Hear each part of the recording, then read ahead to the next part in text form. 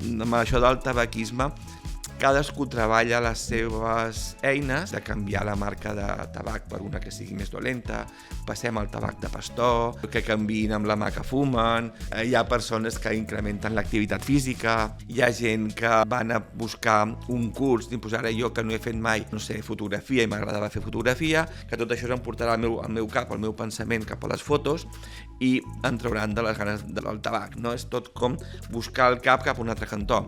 Doncs jo m'apoyaré amb la meva parella, aviso que estic deixant de fumar i que m'ajudin a deixar de fumar, i quan vulguin agafar un tabac, que em facin fer alguna cosa, em faig una dutxa. Les estratègies són molt diferents i molt originals, no? De persones que em diuen, mira, jo evito les situacions que tinc associades a més perill.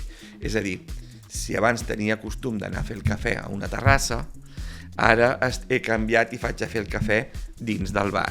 Hi ha gent que em diu, mira, és que jo ara m'estic atiborrant a palets de regaliz, a carmelets, m'influeixos i això em funciona. Va haver una senyora que em va sobtar, tenia un nen petit, llavors em va dir, jo quan estava a casa i tenia ganes de fumar vaig començar a agafar el xumet i me'l posava a la boca, perquè vaig veure que el xumet amb el meu fill el relaxava i estava xupant, i me'l vaig començar a posar jo. I quan estava sol al carrer no, però quan estava sol a casa agafava el xumet quan volia fumar i amb això em va ajudar a mi a deixar de fumar. Qüestió de salut, un podcast que no mata.